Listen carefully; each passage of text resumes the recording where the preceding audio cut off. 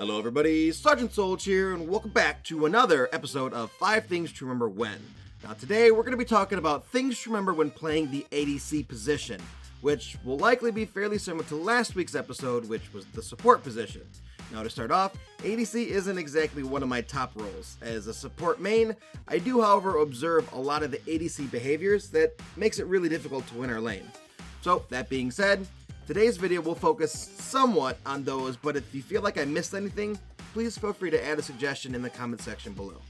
Number 1, you're weak as fuck early game, don't go ham. Now in this first clip, you're going to see my lane partner Vayne get absolutely demolished by the enemy Caitlyn. Now this could be because of the fact that Vayne doesn't exactly counter Caitlyn early game. Vayne's got a very short range and Caitlyn's got a very long range, but that's besides the point. This is really because early game ADCs are weak as fuck and are very susceptible to a lot of damage, especially if they're out of position, which is the case for this clip. Now, this Vayne probably should have backed up once she saw that our 2-legit the tank was backing out of the fight.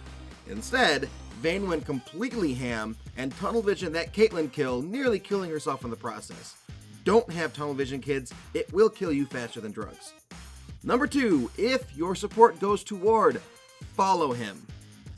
Fucking just follow, at least pretend to follow him. Wards are vision, and vision will save your ass as an ADC. The wards need to be placed so that you can see a jungle gank coming, or a mid gank, or a top gank, however they're going to do it. So if your support heads to the dragon pit, at least to go pop a ward down, you need to follow them. At least look like you're following them. At least go up towards the river bush and be like, alright, yeah, he's alright, he's got this. Pretend like you're the mother hen and you need to watch your support child go over to the fucking playground. You just kind of keep an eye on him. Alright, he's good. Alright, we're fine. If you don't do that, you know what's going to happen? That jungler is going to come out of the fog, gank that support trying to ward the dragon to save your ass, get that enemy jungle a kill, and then he's going to go into other lanes to stop them because now he's a kill ahead. So, as an ADC, what do? Stay relatively close by for 1. For 2, actually go with him if the enemy ADC and support aren't in lane, maybe they just went back. Or 3, maybe try to go kill the jungle. Hell, you know what could happen if you at least made the jungle go back to the fountain?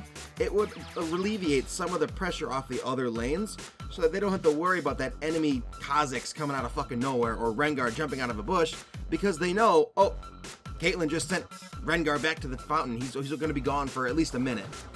Something like that. Or maybe even better, if the enemy ADC follows the support up, what's going to happen? Enemy ADC is going to kill the support. Now all of a sudden the enemy ADC has 1 kill and you have none. So what do? Follow the support, maybe get a kill out of it. If the support's paying attention and sees he's about to get ganked by somebody, maybe he could do something to at least help you out, send the person back to the fountain. Basically what it comes down to is, if the support's warding to try to save your life, you could at least try to save the support's life if he gets ganked. And if you're one of those ADCs that doesn't follow the support and they end up getting ganked and you're just in your lane farming, fuck you. Number 3, learn to dodge the Caitlyn Traps. Now, Caitlyn Traps themselves don't do a whole lot of damage, but when she shoots you, it's going to take a serious chunk of your health down. The reason I bring this up is because supporting 2-legit while he's playing Caitlyn, it's astonishing how many people step on those damn traps, whether it's by accident or on purpose, and just face tank the damage coming their way. In the clip behind me, back there, you're more likely going to be seeing a game where it's about mid-game and the Caitlyn Trap catches a Vayne, which is on my team. And while the damage is relatively small in this clip, it's mostly because Kate's behind on farm and doesn't have 10 kills. If you feed a Kate and step on one of her traps, expect to lose more than half of your health, even if you're a tank. That bitch is going to be fed, she's going to have some items, and she's going to shoot you dead. Point in case, don't step on the damn traps. Number 4, map awareness, motherfucker, do you speak it?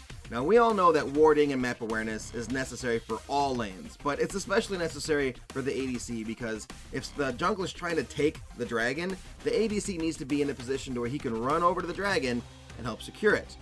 That being said, you need to watch for pings. Even wasting 5 seconds could be the difference between an easily secured dragon or getting your team wiped. Furthermore, if someone hits you with a careful ping, that probably means you're gonna fucking die, so you need to get the hell out of there. This is one of the things that I see countless times as a support.